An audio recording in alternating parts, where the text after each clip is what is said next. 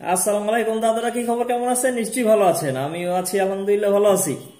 দাদারা, দুম্বার গোস্ত কখনো খাইছেন? দুম্বা।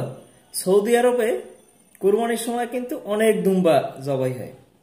এই দুম্বাগুলা সৌদিয়ানরা খাওয়ার পরে, হ্যাঁ, অনেক মানে বেশি পরিমাণে থাকে। বেশি পরিমাণে থাকে তখন তারা কি করে, এটা ফ্রিজিং করে বহির্বিশ্বে যেসব মুসলিম কান্ট্রিগুলোতে আছে সেই মুসলিম কান্ট্রিগুলোতে তারা পৌঁছায় দেয়। কেন পৌঁছায় দেয়? কারণ এইটা এতিম, ঠিক আছে, মিসকিন, যারা গরিব, এদের যেন এটা সুষ্ঠুভাবে বন্টন হয় এবং তারা যেন এটা সুন্দরভাবে খাইতে পারে। বাংলাদেশ ঠিক তার ব্যতিক্রমও না। সৌদি আরব থেকে প্রত্যেক বছর, হ্যাঁ, আমরা কিন্তু গিফট হিসেবে, হ্যাঁ, দুম্বার গোস্ত পাই। এখন এই দুম্বার গোস্তগুলা, এই যে বাংলাদেশের মানুষ, অনেক জায়গার মানুষ আছে যারা যে এই দুম্বার গোস্তটা যে সৌদি আরব থেকে দেশে আসে সেইটাই জানে না, আর খাওয়াটা তো পরের কথা। ঠিক আছে, এইরকম একটা জেলার নাম আছে কিন্তু ভোলা। কয়েকদিন আগে সেই ভোলাতে কি হয়েছে জানেন? দুম্বার গোস্ত আসছে। আসার সঙ্গে সঙ্গে ওই যে যারা আগে দখল দিয়ে রাখছে তারা তো আর এখন নাই, ঠিক আছে। আবার এরপরে কিন্তু আর একটা দখলবাজ দল কিন্তু মোটামুটি সমাজে চলে আসছে। মানে এক ভাই চলে গেছে, আর এক ভাই কিন্তু দখল দিছে। সেই দখলদাররা কি করছে, এইখানের যে 3-4টা কার্টুন তারা মোটামুটি নিয়ে গেছে। নিয়ে যাওয়ার পর লোকজন যখন একটু খবর পাইছে, হ্যাঁ, এলাকার লোকজন যখন জড়ো হয়েছে, তখন আর বেশি কিছু করতে পারে না, নিতে পারে না।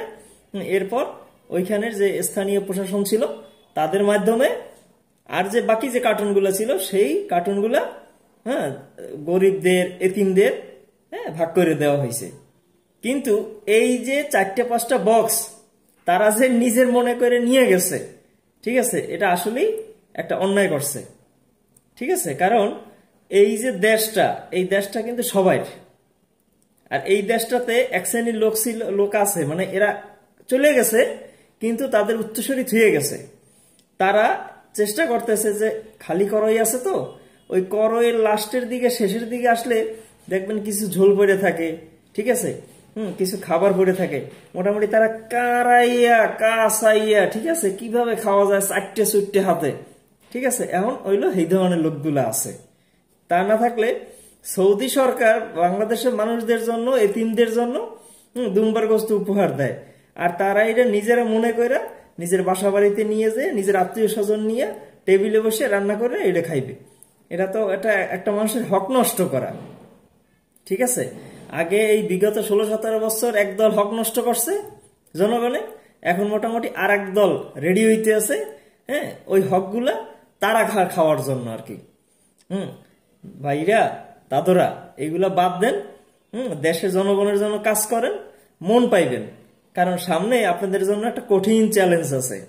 এই চ্যালেঞ্জ কিন্তু মোকাবেলা করতে হবে। এই চ্যালেঞ্জ এবং একবিংশ শতাব্দীর এই যে এখন যে জেনারেশন, ঠিক আছে, এরা কিন্তু খুব কঠিন। ঠিক আছে, এদের কিন্তু এত সহজে দাবাই রাখা যাবে না। ঠিক আছে, তোমরা দাদরা সবসময় কি করছো? নিজেরা ভোট নিজেরাই মাইরে দিয়া, রাত্রেবেলায় দিয়া, ঠিক আছে, নির্বাচন করে হয়ে গেছো। ঠিক আছে, এখন যে সামনের যে দিনগুলোতে আছে এইটা হওয়ার কিন্তু সুযোগ নাই। এখন কিন্তু খুব কঠিন। এখন কিন্তু মানুষের মনের ভিতরে আইসা জায়গা নিয়ে তারপর কিন্তু এই ভোটটা নিতে হইবে। ঠিক আছে, তাহলে সব সাবধান। ঠিক আছে, ধন্যবাদ, ভালো থাকবেন, আল্লাহ হাফেজ।